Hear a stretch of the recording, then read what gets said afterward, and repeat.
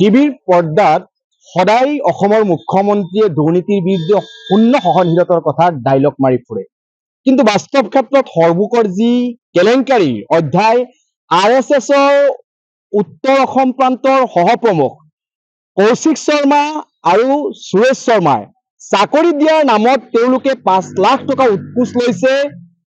এই RSSৰ নেতা এগৰাকীয়ে আৰু তেওঁ এগৰাকী শিক্ষকো আৰু তেওঁ উৎকোচ লৈছে, তেওঁৰে ছাত্ৰী এগৰাকীৰ পৰা উৎকোচ লৈছে 5 লাখ টকা চাকৰি দিয়াৰ নামত প্ৰলোভন দেখুৱাই ছাত্ৰীগৰাকীৰ নামত তেওঁ উৎকোচ লৈছে। আৰু যেতিয়া চাকৰি নোহোৱাৰ পিছত যেতিয়া উৎকোচৰ টকা বিচাৰি গৈছে সেই ছোৱালীগৰাকীক তেওঁ শাৰীৰিকভাৱে অপদস্থ কৰিছে। এই যদি RSSৰ নিচিনা সংগঠনৰ চৰিত্ৰ হয়, অসম মুলুকত আজিৰ দিনত কি হৈ আছে মই প্ৰশ্ন কৰিছো অসমৰ মুখ্যমন্ত্ৰী হিমন্ত বিশ্ব শৰ্মা ডাঙৰীয়াক, যে আপুনি শূন্য সহনশীলতাৰ কথা কয়, কিন্তু আপোনাৰ RSSৰ নেতা আজি দুৰ্নীতিত লিপ্ত হৈছে, তেওঁ চাকৰিৰ বেহা চলাইছে অসমৰ বুকুত।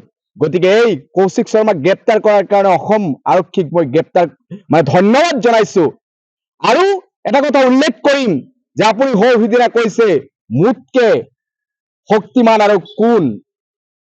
আপুনি যদি ইমানেই শক্তিমান, আপোনাৰ যদি ইমানেই ক্ষমতা, অসমত যি দুৰ্নীতি চলি আছে, RSSৰ নেতৃত্বত আজি চাকৰিৰ বেহা চলাই আছে, অসমত যে ইমান ডাঙৰ ডাঙৰ কেলেংকাৰী কৰি আছে, সেই কেলেংকাৰীৰ প্ৰতিজন নায়কক আপুনি অতি শীঘ্ৰে গ্ৰেপ্তাৰ কৰক আৰু জেল হাজতলৈ প্ৰেৰণ কৰক।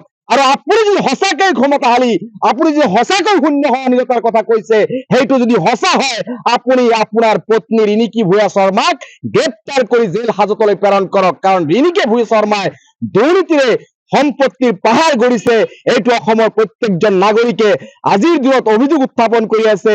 অসমৰ আকাশবতা বিভিন্ন সংগঠনে তোলপাৰ কৰিছে আন্দোলন কৰি। গতিকে ৰিণিকী ভূঞা শৰ্মাক গ্ৰেপ্তাৰ কৰক আৰু এনেকুৱা RSSৰ নেতা পালি নেতাই যে চাকৰিৰ বেহা চলাই আছে, সেই বেহাবিলাক আপুনি বন্ধ কৰক আৰু দুৰ্নীতি বন্ধ কৰক। তেতিয়াই আপুনি ক্ষমতাশালী বা সাহসী দুৰ্নীতিৰ বিৰুদ্ধে সহনশীল এগৰাকী নেতা বুলি আমি স্বীকৃতি দিম। কি যি সৎ সাহস লৈ RSSৰ নেতাৰ বিৰুদ্ধে ওলাই আহাৰ কাৰণে যি সৎ সাহস দেখুৱাইছে, প্ৰিয়া নামৰ ছোৱালীগৰাকীক আমি ৰাইজৰ দলৰ তৰফৰ পৰা ধন্যবাদ জ্ঞাপন কৰিছো।